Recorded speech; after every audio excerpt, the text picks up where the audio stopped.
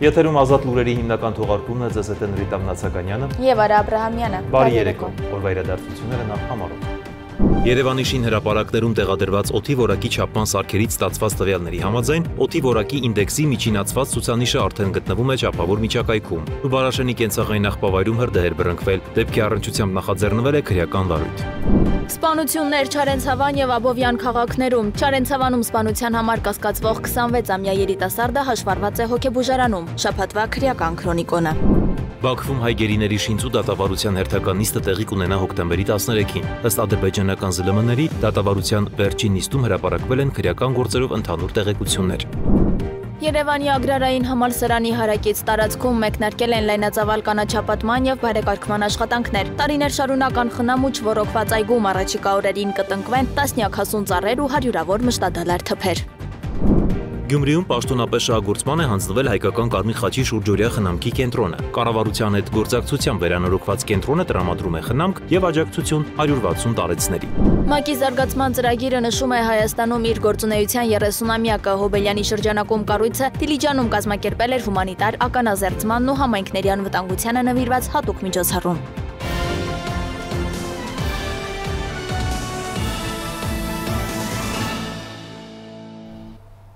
Երևանի շին հրապարակներում տեղադրված օդի որակի չափման սարքերից ստացված տվյալների համաձայն օդի որակի ինդեքսի միջինացված ցուցանիշն արդեն գտնվում է չափավոր միջակայքում, այս մասին հայտնել է Երևանի քաղաքապետ Տիգրան Աբինյանը Facebook-ի իր էջում։ Միևնույն ժամանակ օդի աղտոտվածության նկատմամբ հատուկ զգոնություն ունեցող մարդկանց խմբերի համար այն կարող է լինել ռիսկային, գրել է նա։ Ավելի վաղ տեղեկացրել էինք, որ Նուբարաշենի կենցաղային աղբավայրում հրդեհ է բռնկվել։ Հրդեհաշիջման աշխատանքները դեռ շարունակվում են։ Աբինյանը տեղեկացրել էր, որ այս դեպքը պատահական չէր, այլ դիտավորություն էր։ Նա նշել էր, որ խոսել է ազգային անվտանգության ծառայության տնօրենի և ներքին գործերի նախարարի հետ։ Ի դեպ Նուբարաշենի աղբավայրում տեսախցիկներ են տեղադրվում, իսկ աղբավայրի հրդեհի դեպքով նախաձեռնվել է քրեական վարույթ վտանգավոր քիմիական կամ կենսաբանական նյութերի կամ թափոնների հետ վարվելու անվտանգության կանոնները խախտելու հոդվածով։ Ինչպես արդեն հայտնել ենք, գիշերը վիճաբանություն է տեղի ունեցել Կոտայքի մարզի Աբովյան քաղաքի հանրապետության 20 շենքին հարակից տարածքում, ինչի ընթացքում կրակոցներ են հնչել, կան վիրավորներ։ Վերջիններս տեղափոխվել են բժշկական կենտրոններ, տեղի ունեցածի առնչությամբ նախաձեռնվել է քրեական վարույթ։ Ըստ նոր ստացված տեղեկությունների, մեկ անձ ձերբակալվել է խուլիգանություն կատարելու համար։ Այսօր ժամը 14-ին էլ Չարենցավանի եկեղեցում դանակահարվել է 57-ամյա Անդրանիկ Ղ-ն, որը եկել էր հարազատի մահվան հրաժեշտի արարողությանը մասնակցելու համար։ Ըստ նախնական տեղեկությունների, սպանության համար կասկածվող 26-ամյա երիտասարդը ձերբակալվել է, նա հաշվառված է հոգեբուժարանում, հայտնում են ոստիկանությունից։ Շաբաթվա քրեական քրոնիկոն։ Հոկտեմբերի 11-ին ժամը 1-ի սահմաններում Հայաստանի ներքին գործերի նախարարության Կոտայքի բաժնում օպերատիվ տեղեկություններ են ստացվել, որ Աբովյան քաղաքի ժողովրդին հայտնի կինոյի շենքի խաչմերուկում կրակոցներ են հնչել։ Պարզվել է, որ ժամը 01:30-ի սահմաններում Սուրբ Գրիգոր Լուսավորիչ բժշկական կենտրոնից ոստիկանության Կոտայքի բաժինը հազանգ է ստացվել, որ Կրծքավանդակի և Աչբասկի շրջանում հրազենային վնասված ախտորոշմամբ իրենց մոտ է տեղափոխվել մի քաղաքացի։ Վիրավորը Կոտայքի մարզի բնակիչ 29-ամյա Խանամիր Հ-ն է։ Ժամեր անց Աբովյան բժշկական կենտրոնից ահազանգ է ստացվում ոստիկանության Կոտայքի բաժին և հայտնում են, որ որովայնի առաջնային պատի կտրած ծակած վեր ախտորոշմամբ իրենց մոտ է տեղափոխվել մի քաղաքացի։ Իրավապահները պարզում են, որ վիրավորը Կոտայքի մարզի բնակիչ 34-ամյա Անդրանիկ Վ-ն է։ Մինչև իրավապահները հիվանդանոցում էին, նույն հիվանդանոցից հերթական ահազանգն է ստացվում, որ գոտկային ձաղկեսի կտրած ծակած վերքեր ախտորոշմամբ ևս մեկ հոգի տեղափոխվել է իրենց մոտ։ Ոստիկանները պարզում են, որ վիրավորը կրկին Կոտայքի մարզի բնակիչ 39-ամյա Վահե Վ-ն է։ Բժիշկներն իրավապահներին հայտնում են, որ նշված անձին գտնվում են ծայրահեղ ծանր վիճակում։ Ոստիկանները պարզել են, որ նույն օրը ժամը 00:30-ից մեկն ընկած ժամանակահատվածում Աբովյանի հանրապետության 20 շենքին հարակից տարածքում ինքնությունը դեռևս չպարզված մի խումբ անձինք հասարակության նկատմամբ բացահայտ արհամարհական վերաբերմունք ցուցաբերելով և խախտելով բնակիչների անդորրը վիճաբանել են միմյանց հետ, որի ժամանակ էլ հնչել են հայհոյանքներ ու կրակոցներ, ինչից հետո նշված անձինք մարմնական վնասվածքներ են ստացել և տեղափոխվել հիվանդանոց։ Դեպքի փաստով նախաձեռնվել է քրեական վարույթ։ Դեպքի վայրում իրավապահները հայտնաբերել են առնանման հետքեր, կրակված պարկուճներ, դանակ, թզբեհ, բջջային հեռախոս։ 44-օրյա պատերազմի ժամանակ ջրականի 5-րդ ուսումնական գումարտակի հրամանատար Իշխան Վահանյանը դատապարտվել է 16 տարի ազատազրկման, նաև զրկվել մայորի կոչումից։ Նա մեղավոր է ճանաչվել մարտի դաշտ ինքնակամ լքելու եւ իշխանության անգործության մեջ։ Դատարանը նրան դատապարտել է յուրաքանչյուր հանցանքի համար 10 տարի ժամկետով ազատազրկման։ Պատժի սկիզբը կհաշվարկվի Վահանյանին արգելանքի վերցնելու պահից 2021 թվականի մարտի 18-ից։ Ուստի նշանակված պատժին հաշվարկվելով անազատության մեջ անցկացրած 4 տարի 1 ամիս 26 օրը Վահանյանի նկատմամբ վերջնական պատիժ նշանակվեց 11 տարի 10 ամիս 4 օր։ Արագած սրճարանի զուգարանում 24 տարի առաջ սպանված Պողոս Պողոսյանի գործով դատարան են հրավիրվել մեղադրողի միջնորդած փորձագետները, որոնք դատարանի որոշմամբ ամենայն հավանականությամբ կմասնակցեն Պողոսյանի դին արտաշիրի մելուն եւ փորձաքննությանը։ Դատական նիստում ցուցմունք է տվել ականատես վկան։ Սթիվեն Նյուտոնը պատմել է, երբ զուգարան է մտել, Պողոսյանն արդեն մահացած է եղել, դեմքը ուռած, ճակատին մեծ վնասվածք։ Վկայի խոսքով դեպքի օրը երեկոյան որոշ արվեստագետների եւ կնոջ հետ եղել է Պապլավոկ սրճարանում, որտեղ տեսել է երկրորդ նախագահ Ռոբերտ Քոչարյանին եւ Շարլ Անձնավուրին, նաեւ 2 հոգու, որոնցից մեկին ճարտարապետ էր անվանում։ Խոսքը Ստեփան Ստեփանյանի եւ նրա ընկերոջ Պողոս Պողոսյանի մասին էր, ըստ վկայի վերջիններս ասել են։ Բարև Ռոբո եւ վերադարձել իրենց սեղանի մոտ։ Երբ Քոչարյանն ու Անձնավուրը հեռանում էին, երկու անձինք հետևել են նրանց, այնուհետև թիկնապահների խումբն է իջել բոլորին աչուձախրելով ճանապարհը բացելում։ Այդ ժամանակ Քոչարյանը հեռացել է։ Ըստ վկայի Քոչարյանի թիկնապահները Ստեփան Ստեփանյանին եւ Պողոս Պողոսյանին տարել են սրճարանի հետևի զուգարան։ Ականատես վկային իր հյուրերից մեկն ասել է, որ այդ թիկնապահների շարքում է եղել նաև Քոչարյանի թիկնապահների պետը Կուկուն։ Երբ վկան ներս է մտել, տեսել է, թե ինչպես են թիկնապահներից մեկը ճարտարապետին ապտակում, բայց իրենց տեսնելով դադարեցրել է հարվածներ հասցնել նրան։ Դրանից հետո Սթիվեն Նյուտոնը տեսել է մյուս տղամարդու ոտքերը, որն արդեն մահացած էր, դեմքն ուռած էր, ճակատին առկա մեծ վնասվածք։ Թիկնապահներից մեկի ձեռքին վկան ատրճանակ է տեսել, բայց թե ով է նա չգիտի։ Զուգարանում Նյուտոնն անվտանգության 5 աշխատակից է տեսել։ Հակակոռուպցիոն դատարանը բավարարել է գլխավոր դատախազության հայցն ընդդեմ Հայաստանի մշակույթի նախկին նախարար Հասմիկ Պողոսյանի։ Հօգուտ Հայաստանի Հանրապետության կբռնագանձվի 25 միլիոն 252 հազար դրամ որպես պետությանը պատճառված վնաս։ Պետական եկամուտների կոմիտեն տեղեկացնում է, որ խոշոր հարկվճարողների հարկային կարգապահության բարելավման ծրագրի շրջանակում 2025 թվականի հուլիսի 1-ից սեպտեմբերի 30-ը ներառյալ հարկվճարողների մոտ արձանագրվել է աշխատողի չձևակերպման եւ ՀԴՄ-ների կիրառման կանոնների խախտման դեպքեր։ Մասնավորապես 13 խոշոր հարկվճարողների մոտ արձանագրվել է 136 չգրանցված աշխատողներ եւ առաջադրվել 34 միլիոն դրամ տուգանք, իսկ 24 խոշոր հարկվճարողների մոտ արձանագրվել է ՀԴՄ-ների կիրառման կանոնների խախտում, առաջադրվել է 128.2 միլիոն դրամ տուգանք։ Երևանի փոքր կենտրոնում գտնվող մասնավորեցման ոչ ենթակա տարածքը ՊԵԿ նախկին նախագահ Գագիկ Խաչատրյանի որդիների ընկերությանը տրամադրելու գործով մեղադրյալի աթոռին են քաղաքապետարանի նախկին պաշտոնյան եւ անշարժ գույքի ռեգիստրը։ Խաչատրյանի որդիները վարձակալելով պուրակը ստորգետնյա հատվածում կառուցել էին շինություն եւ սեփականացրել այն, ինչի իրավունքը չունեին։ Պետությանը պատճառված վնասը 616 միլիոն դրամ է։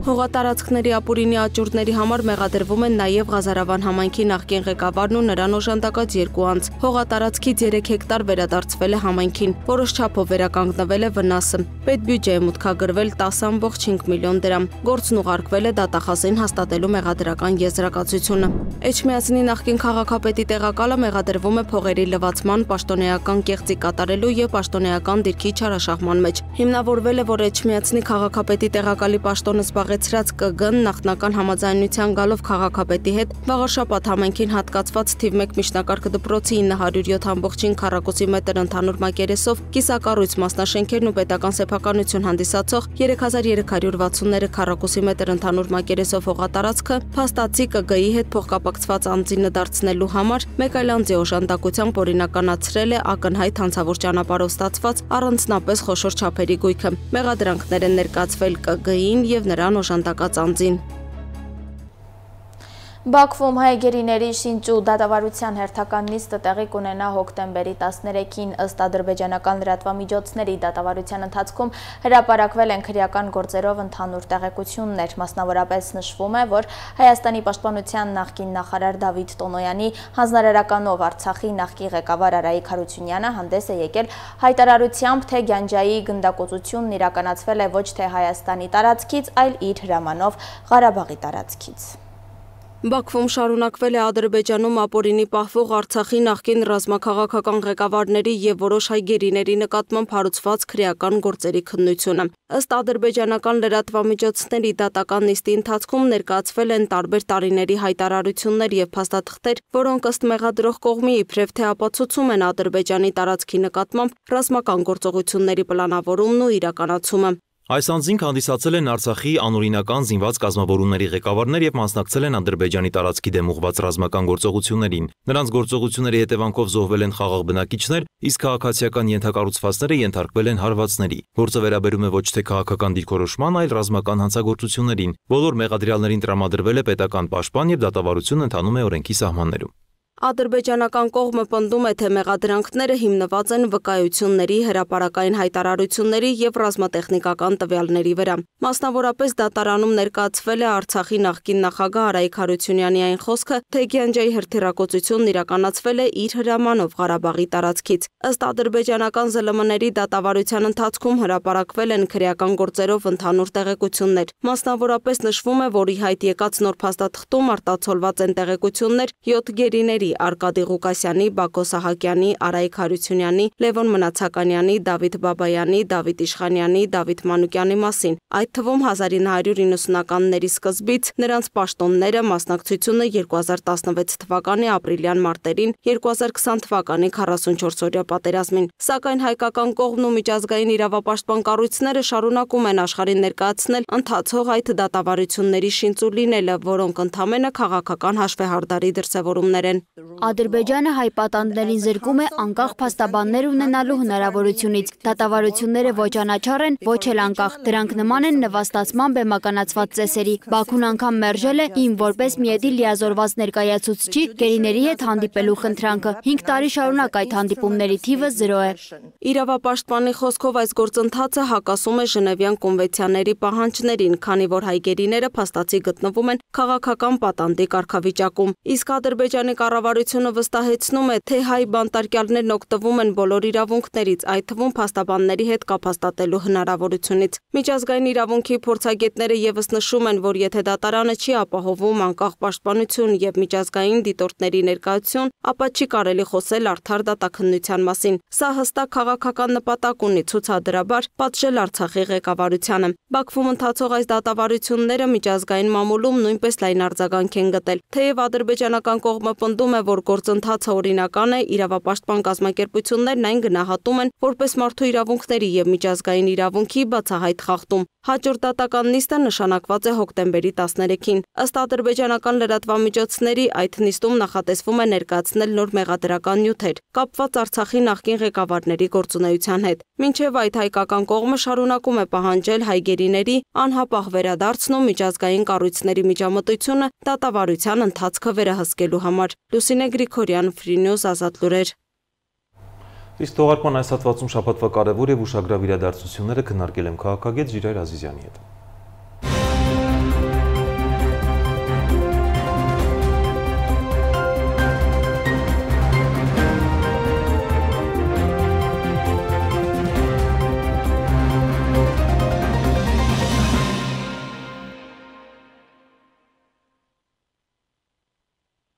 Բարի երեկո, պարոն Ազիզյան, շնորհակալություն հրավերն ընդունելու համար։ Ես եմ շատ։ Միասին փորձել ենք ամփոփել անցնող շաբաթվա կարևոր եւ ուշագրավ իրադարձությունները եւ սկսենք Կոպենհագենից, երբ հոկտեմբերի 2-ին Ալիևն ու Փաշինյանը հանդիպեցին Կոպենհագենում եւ այնտեղ մենք կրկին լսեցինք Ալիևի շուրթերից Զանգեզուրի միջանցք արտահայտությունը, որին հակադարձեց վարչապետի մամուլի խոսնակը Նազելի Բաղդասարյանը նշեց, որ նման խոսույթ Հայաստանը չի ընդունում եւ իր համար գոյություն չունի Զանգեզուրի միջանցք տերմին։ Օգոստոսի 8-ին տրիպն է, խաղաղության խաչմերուկն է եւ այլն։ Ինչ է սա նշանակում մի երկիր, որի հետ ուզում ես գնաս խաղաղության, որը պնդում է, որ կա մի բան, որը ըստ էության չկա։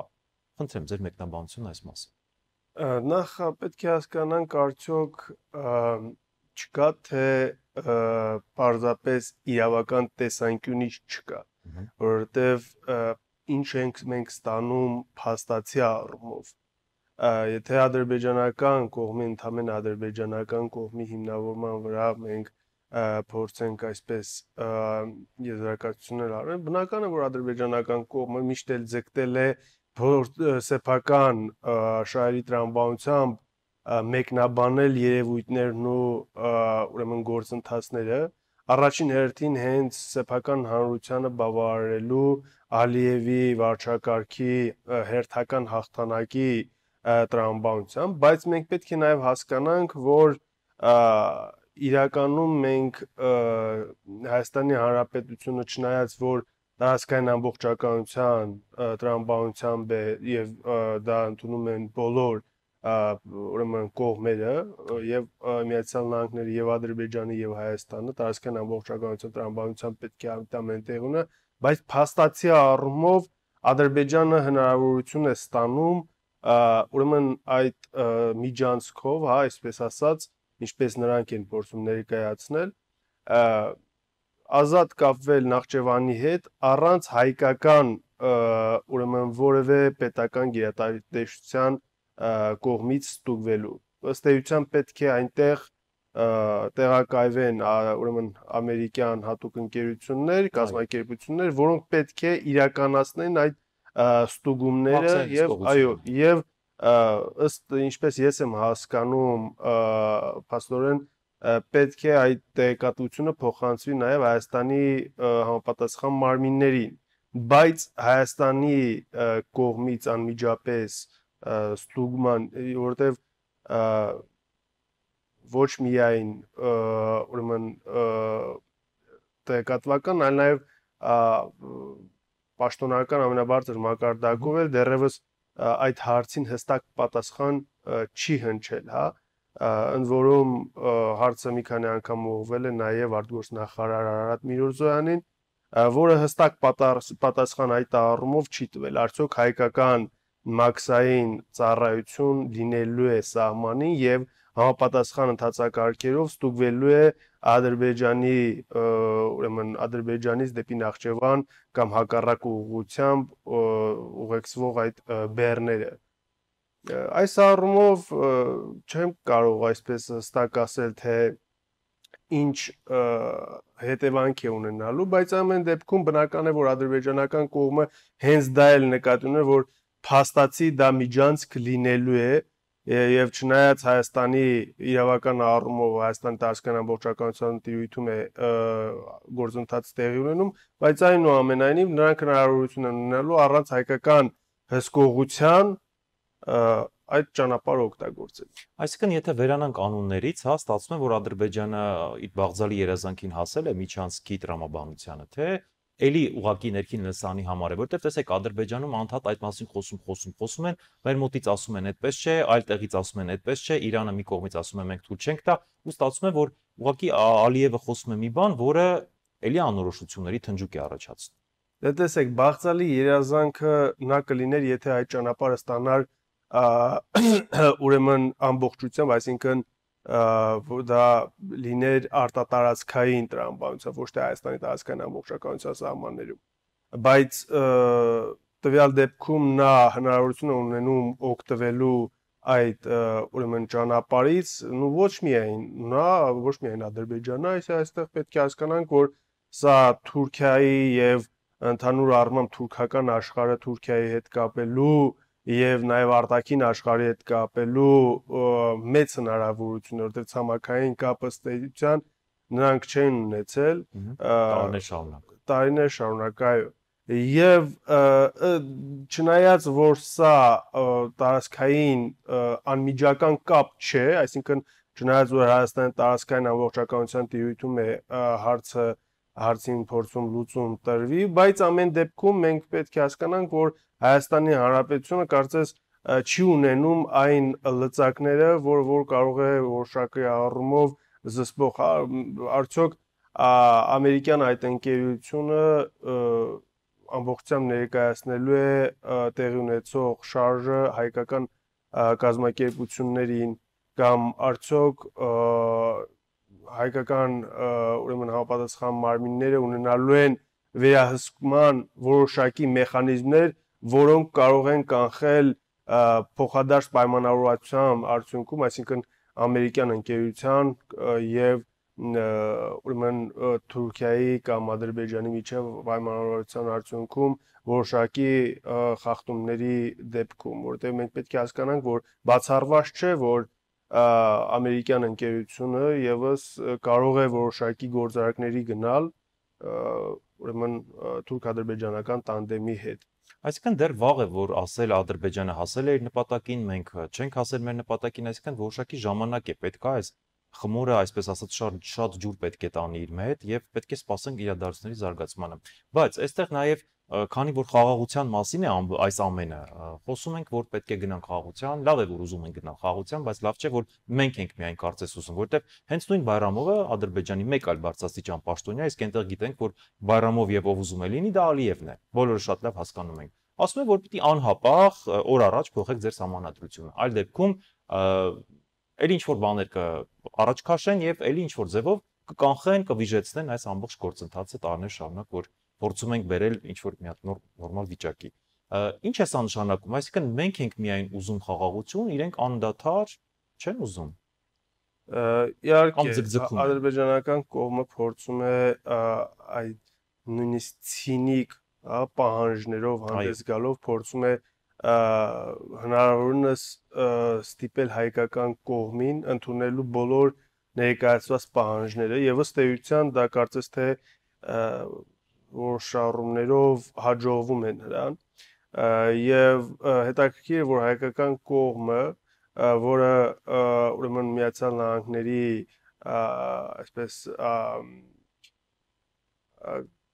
միջնորդությամբ ստորագրել է փաստաթուղթ, նախաստորագրել է փաստաթուղթ, ամեն դեպքում Միացյալ Նահանգների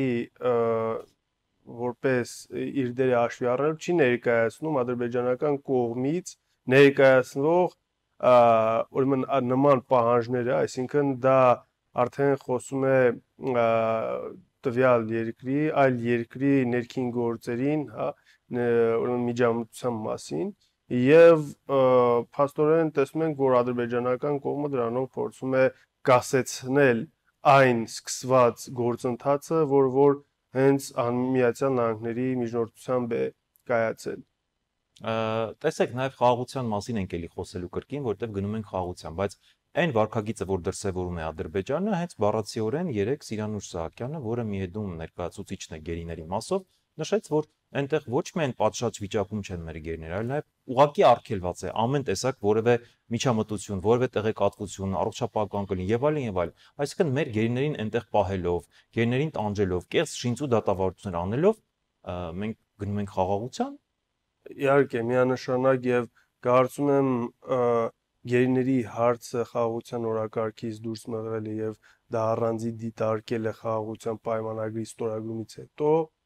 այսպես ասած համահունչ չէ խաղաղությանը իր էությամբ, այսինքն մենք կարող ենք ստորագրել խաղաղության պայմանագիր, բայց խաղաղության պայմանագիրը ինքնին խաղաղություն չի բերելու։ Խաղաղություն կարող է լինել այն դեպքում, եթե երկու կողմերի, ուրեմն ժողովուրդները փորձեն տարիների, հա, այսպես, եթե ոչ դարերի թշնամանքը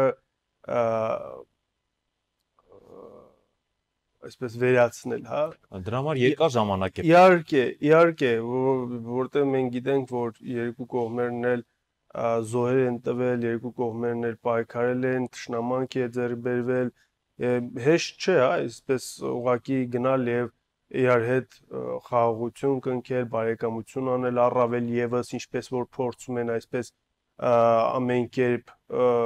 գործող իշխանությունը տանել, բայց գիտեք, դրա համար առաջին հերթին հենց հաղթող կողմի քաղաքական կամքն է անհրաժեշտ։ Իրական հաղթող կողմը հենց պետք է այդ մարդասիրական առաջին ձեռքը մեկնեցե։ Այո, եւ պետք է հենց այդ հաղթող կողմը, այսինքն մենք հասկացանք, որ պարտվող կողմն ենք եղել, բայց Ադրբեջանը կարծես թե ամեն կերպ փորձում է մեզ պարտադրել, ցինիկ կերպով փորձում է պայմաններ ուրեմն պարտադրել, որոնք միանշանակ չեն կարող բխել որևէ խաղաղասիրության տրամադրություն։ Եվ իրական հաղթողը այդպես չի վարվում։ Միանշանակ եւ նույնը հենց գերիների հարցը ցավոք սրտի մենք գիտենք, որ նրանց թվում կան մարդիկ, որոնք որևէ առնչություն չեն ունեցել պատերազմական գործողություններին Դե տեսնում ենք շիծում են ամբողջ դատավարությունները։ Այո, եւ նույնիսկ այսպես նրանց գործերը այսօր եթե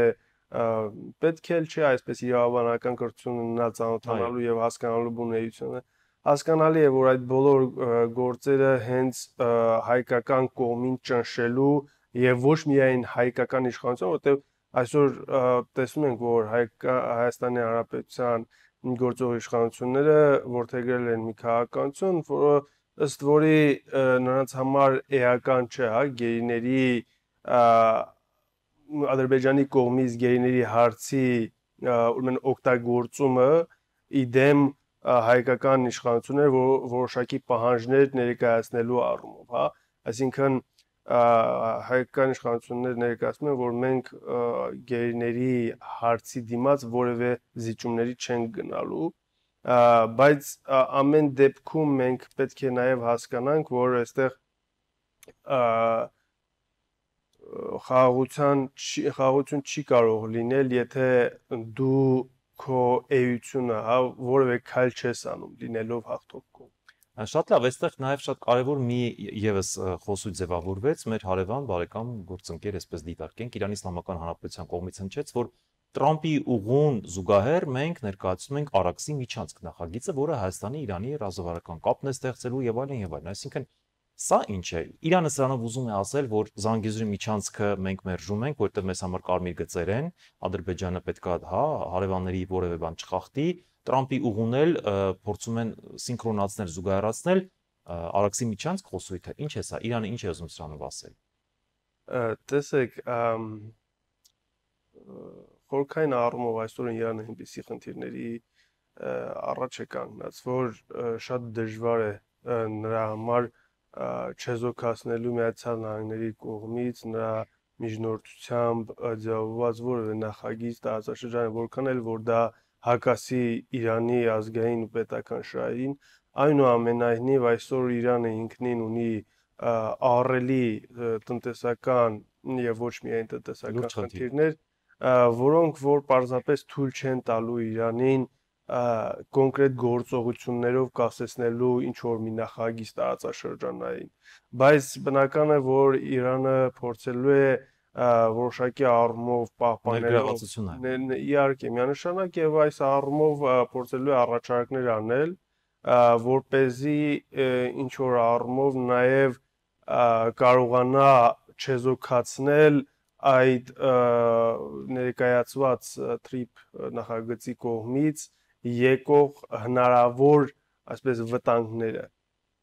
բայց ամեն դեպքում նրանք նաև շատ բոլոր խողովակներով շատ պարզ հստակ նշում են, որ Զանգեզուրի միջանցք չկա նման խոսույթ։ Նրանց դեսպանը, որը վերջերս հրաժեշտ տվեց, իր առաքելությունը ավարտեց գնաց եւ ասեց, որ որևէ միջանցք չկա, Զանգեզուրի միջանցք արտահայտություն չկա։ Այսինքն, այստեղից հետևություն կարող ենք անել, որ իսկապես Իրանի համար սա կարմիր գիծ է։ Չկա միջանցք, Զանգեզուրի միջանցք երևույթը այնպիսին ինչպիսին որ փորձում է ադրբեջանական կողմը ներկայացնել, չկա, այսինքն Հայաստանի արտատարածքային ուրեմն տրամաբանությամբ չի իրականացում այդ նախագիծը եւ ըստ իրանական եւ նաեւ ոչ միայն իրանական, այլ նաեւ մյուս միջազգային ուրեմն դերակատարների կողմից բոլոր ուրեմն հայտարարությունում մենք տեսնում ենք որ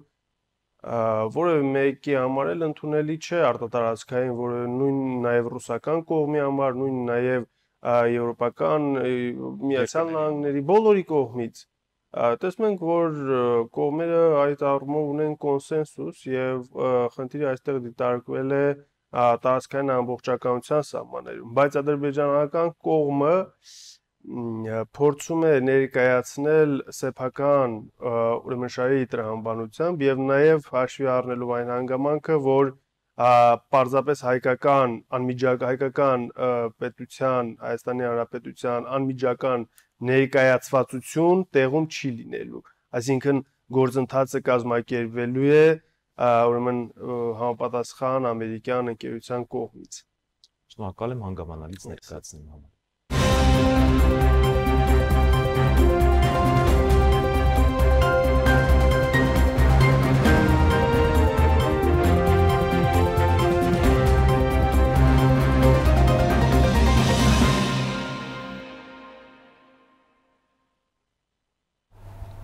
Շարունակում ենք թողարկումը Երևանի ագրարային համալսարանի հարակից տարածքում մեկնարկել են լայնածավալ կանաչապատման և բարեկարգման աշխատանքներ։ Տարիներ շարունական խնամ ու չոռոգված այգում այս պահին իրականացվում է վերականգնում, հեռացվում են չորացած ծառերը, տեղադրվում է ժամանակակից ոռոգման համակարգ, իսկ առաջիկա օրերին այգին կհարստանա տասնյակ հասուն ծառերով ու հարյուրավոր մշտադալար թփերով։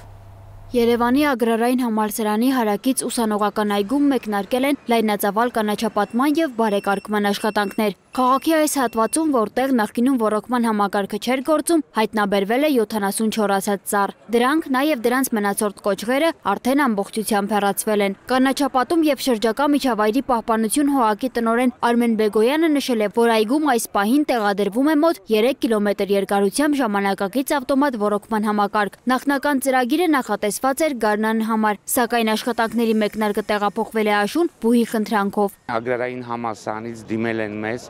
որ այս տարի երկուշաբթի օրը, այսինքն ամսի 14-ին նշվելու է ագրարային համալսարանի 95-ամյակը և 95-ամյակին ընդառաջ մենք փոխեցինք մեր ծրագրերը և այս այգու վերահիմնումը, եթե կարելի է այսպես ասել, տեղափոխեցինք դրանից առաջ։ Տարածքը նախապես մաքրվել է ոչ միայն կոճղերից, այլև նախկինում գործող սրճարանների ավերակներից և բետոնե հարթակներից։ Քանդվել և հանվել են նաև այգու ներքևի հատվածում եղած մեծ մակերեսով բետոնապատ տեղամասերը։ Մաքրման աշխատանքներից հետո ներմուծվել է մեծ քանակությամբ նոր հող տնկման համար։ Ըստ Բեգոյանի, տարածքում նախատեսվում է տնկել 50 հասուն ծառ և 300 մշտադալար թուփ։ Նա հավելել է, որ որոշ տնկիներ այնքան խորն են, որ տեղադրում են հատուկ տեխնիկայի, տրակտորների միջոցով։ Տարբեր տեսակի ծառեր են, հիմնականը թխկիներ են, ունենք ձիակասկեր, ունենք կարմիր թխկիներ, ունենք մշտադալարներ, սոճիներ, ունենք շատ գեղեցիկ, ուրեմն վարդակակաչածառ են կոչվում, որը մենք վերջին 3 տարվա ընթացքում փորձարկեցինք Երևանում, շատ գեղեցիկ է և իրեն շատ լավ է զգում, մի խոսքով սոսիներ, կաղնի, տարբեր տեսակի, որպես այգի քաղաքային, այստեղ ընդունելի է մեր համար տարբեր տեսակի ծառերով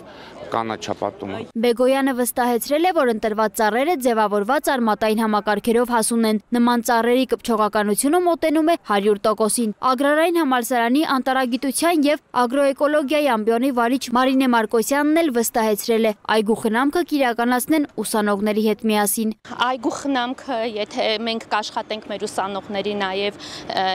մեր հնարավորությունները օգտագործել, իհարկե ունենք մասնագետներ, նաև քաղաքապետարանն է դրանով զբաղվում և մեր ուսանողների հետ մենք իհարկե մասնակից կլինենք հետագա աշխատանքների իրականացմանը։ Տնկվող ծառերն ու թփերը լրացնելու են այգում պահպանված կանաչ զանգվածի, հիմնականում կաղնիների և մյուս ծառերի միջև եղած բացատները։ Չսպասելով աշխատանքների լիարժեք ավարտին, այգում արդեն միացվել է նոր ավտոմատ ոռոգման համակարգը։ Նպատակն է հասցնել ջրել նոր տնկիները մինչև ոռոգման սեզոնի ավարտը, որը Երևանում կփակվի առաջիկա 5 օրերի ընթացքում։ Սոնա Գիշյան, Free News, Ազատ լուրեր։ Գյումրիում պաշտոնապես շահագործման է հանձնվել հայկական Կարմիր խաչի շուրջօրյա խնամքի կենտրոնը։ Կառավարության հետ գործակցությամբ վերանորոգված կենտրոնը տրամադրում է խնամք և աջակցություն 160 տարեցների։ Միջոցառմանը մասնակցել են աշխատանքի և սոցիալական հարցերի նախարարը, դիվանագիտական պատվիրակություններ և միջազգային գործընկերներ։ Գյումրիում պաշտոնապես բացվեց հայկական Կարմիր խաչ ընկերության շուրջօրյա խնամքի նորարարական կենտրոնը։ 2020 թվականից կառավարության որոշմամբ Գյումրու տուն ինստիտուտի կառավարումն իրականացնում է հայկական Կարմիր խաչ ընկերությունը։ Այդ պահից հաստատությունն արդիականացվել է, դառնալով ժամանակակից խնամքի կենտրոն, որի ստեղծման վրա կազմակերպությունը ներդրել է ավելի քան 600 միլիոն դրամ, գերազանցելով նախանշված 270 միլիոն դրամ պարտավորությունը։ Ներդրումները ներառում են լայնածավալ վերանորոգումներ, կահավորում, տեխնիկական հագեցվածություն, նաև աշխատակազմի վերապատրաստում։ Եվ այժմ շուրջօրյա խնամքը գործում է որպես օրինակ հոգացության և խնամքի։ Կարծես մի նոր մոդել, որն արդեն կիրառական է։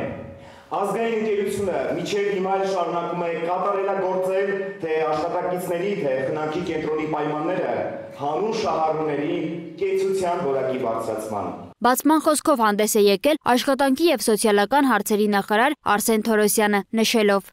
Այս կենտրոնը, որը վերջին տարիներին վերանորոգվել և արդիականացվել է, ավելին է, քան պարզապես խնամքի վայր։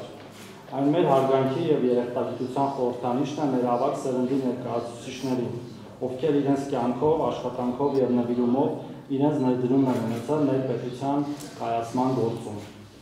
Սա նաև պետության կողմից նման հաստատություններում կյանքի որակի բարձր ստանդարտներ սահմանելու եւ դրանցով հետեւողականորեն առաջնորդվելու մասին է։ Մենք խորապես կարևորում ենք մեր ավագ սերնդի ներկայացուցիչների յուրաքանչյուրի անհատական խնամքը, յուրաքանչյուր անհատ արժանի է հարգանքի, ուշադրության եւ այնպիսի պայմանների, որոնք ապահովեն վերջիններիս բարեկեցությունն ու հարմարավետությունը։ Իսկ հայկական Կարմիր խաչ ընկերության նախագահ Դավիթ Ներսիսյանը ներկայացրել է կենտրոնում իրականացված աշխատանքները, շեշտելով, որ բոլոր բարեփոխումներն ուղղված են շահառուների բարեկեցության ապահովմանը։ Կենտրոնն այս պահին խնամք է տրամադրում 160 շահառուի։ Ծառայությունները ներառում են կացարան, խնամք, բժշկական եւ հոգեբանական աջակցություն, իրավաբանական խորհրդատվություն, սնունդ, հագուստ եւ հիգիենայի պարագաներ։ Ազգային ընկերությունը հաշվի առնելով 7 հիմնարար սկզբունքները, ինչպես նաև տարեց եւ հաշմանդամություն ունեցող անձանց առանձնահատուկ կարիքները, միջազգային նորմերին համահունչ, կենտրոնում հետևողականորեն ձգտել է ապահովել խնամքի ծառայությունների բարձր որակը։ 2020 թվականից սկսած մեր գործընկերների աջակցության շնորհիվ, ինչպիսիք են շվեյցարական Կարմիր խաչը, ավստրիական Կարմիր խաչը, ավստրիական զարգացման գործակալությունը, իտալական Կարմիր խաչը, Ճապոնիայի դեսպանատունը,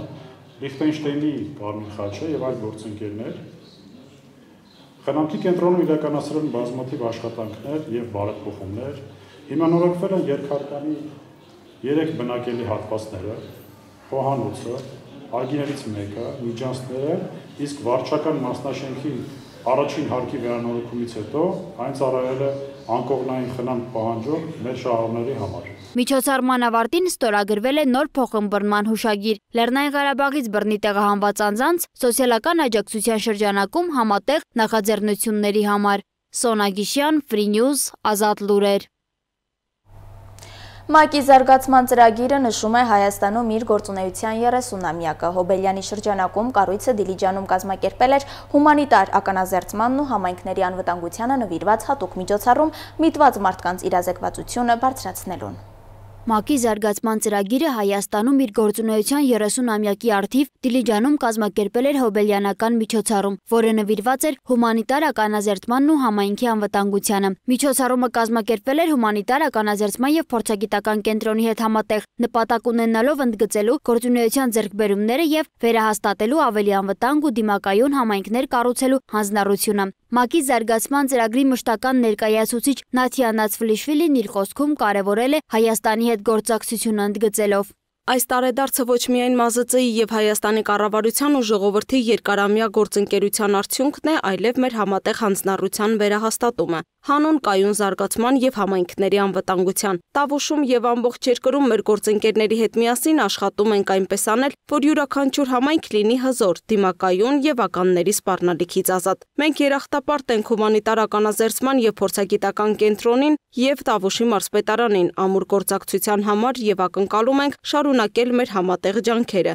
ավելի անվտանգ Հայաստան կառուցելու համար։ Ըստ Նացվլիշվիլիի պատահական չէ, որ հոբելյանական միջոցառումը կազմակերպվել է հենց Տավուշում, քանի որ մարզում ՄԱԿ-ի զարգացման ծրագրերն իրականացրել են բազմաթիվ կարևոր ծրագրեր սոցիալ-տնտեսական զարգացումից մինչև գենդերային հարցերի առաջմղում, կլիմայի փոփոխության դեմ պայքար եւ ականազերծում։ Տավուշի մարզպետի տեղակալ Նարեկ Ղուշչյանն էլ նշել է, որ այս գործակցությունը մեծ նշանակություն ունի մարզի համար։ ՄԱԿ-ից Հայաստանում ներկայացված գործակալություններից, ինչպես գիտենք, ամենամեծ պորտֆել կառավարողն է եւ այդ իսկ պատճառով ամենաշատ ծրագրեր իրականացնողն է